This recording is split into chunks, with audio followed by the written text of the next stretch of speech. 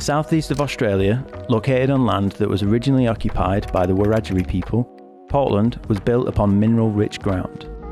Since 1863, people had been mining and manufacturing lime for construction in this area. In 1906, the town of Portland was officially established and centred around the Commonwealth Portland Cement Company, the cementworks. What began as a small settlement quickly grew, with shops, pubs and all the elements for a thriving town. The population boomed. Due to high demand in building materials as the cities of Sydney, Melbourne and Canberra expanded, Portland cement became a part of the Australian economy chain. Portland became known as the town that built Sydney. To try to get a good idea of what it was like in the heyday of Portland, we spoke to a local man who worked at the cementworks. Yeah, my name is Herb Coleman. I worked in the cementworks here for approximately 27 years. Lived in Portland all my life, born and bred in Portland. I worked every piece of machinery in here.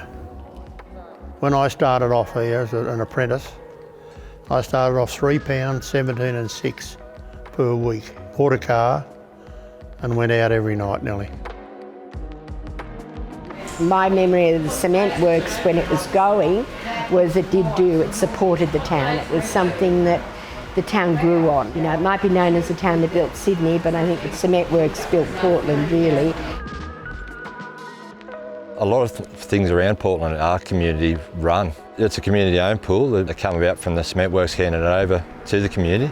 I got involved 10 years ago.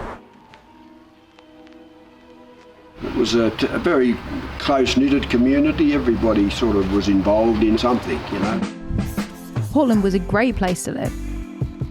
The cementworks built houses for the workers, a casino, ice rink, and even an Olympic swimming pool. There were annual country fairs, local sporting teams, and weekly dances at the Crystal Theatre. Life seemed to be idyllic for many in Portland. However, after changing hands a few times, the technology in cement making shifting and productivity dropping by more than half, in 1998 the site was officially closed. When the cement works closed, the ones that were still working here had to find jobs elsewhere. Yeah, I think a lot of them thought, well, this is the end of Portland. When the site finally closed, it was devastating to the local community. Many workers looked for employment in other industries in the area. So there was always the mines and the power stations, but both of those are struggling now.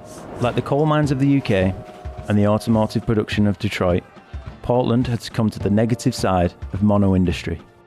Technology always changes. This was the mecca of cement production until it wasn't. My name's Rich Evans and I now work with the foundations as the Chief Reactivation Officer. Years after the cementworks closed, there were gradual signs of change. The new owners set out to transform the site, naming it the Foundations. Having seen previous owners neglect the cementworks, naturally there was scepticism about this development. But by engaging with the local community and bringing activity onto the site once again, the Foundations looked set to bring a new chapter to Portland. So I think there was a little bit of animosity still to the way that the works were shut down, and so when AWJ came in and they engaged the community day one and sort of talked about what they were going to do, then there's been a lapse of time before there was anything visible happening. I think the most important thing in the master stroke though was engaging Guido to paint these silos is such a big gift to the public. The silos was a huge project. It brings a lot of people to town. That silo art has been a great addition to the town.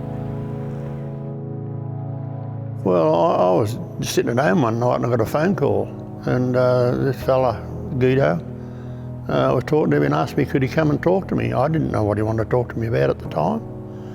And I said, oh yeah, righto. So he come down and had a yarn and a cup of coffee and eventuated from there. There was a lot of people, the town was guessing who was on the silo, who was going to be next. The amount of people that come down here every day, and they'd sit there and watch him all day, some of them, watching him paint. The Foundation's vision is to celebrate the story of this site. Portland's picked up in the last 12 months since the foundations is moving on. It's just a bigger vibe. The things that the foundation are doing, I think, is indicating that it's going to be more family orientated. We seem to be getting more in the cultural side.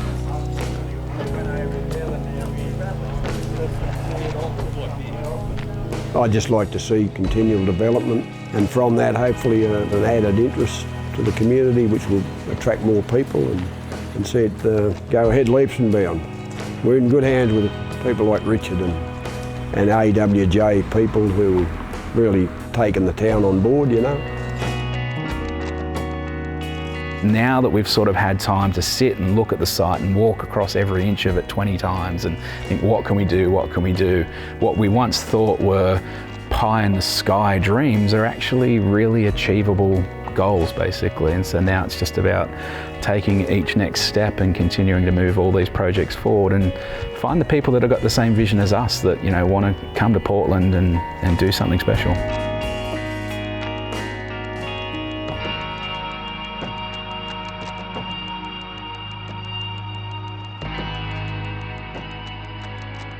We haven't spoken in a year, Rich. What's been happening at the foundation since last January? So a lot has happened in 12 months. We had some really great events in 2019. We had amazing markets that just continued to grow and grow, so I had to move into one of the other large spaces that we've got. Probably one of the big things last year is we started doing weddings. So, people saw that we're putting on events, we got approached about weddings, and that really sort of put it on the map for that type of large-scale event, and it was fun. So we had all of those sorts of things, yeah. We've got an artist in residence now as well. So we've got a lady by the name of Harry Fasher, who's an award-winning metal sculptor. You drive in through the gates and there's the big silos, and then after that you see all Harry's sculptures, and she's here working, 5, 6, 7 days a week. I don't know, it's just the nature of Portland and the nature of this site is just little incredible things happen. What about community initiatives or ongoing things, ways in which people can get involved on a day-to-day basis? Has that flourished or has that struggled? I think we were going through a process where very early on in the activation it was let's try lots of things knowing that some of them won't work, and there was low cost to give them a shot and things like that. Whereas now we're very clear on what the foundations is and what we're trying to establish here. So right, so you're kind of honing in on that vision as time's progressing. Absolutely. Yeah.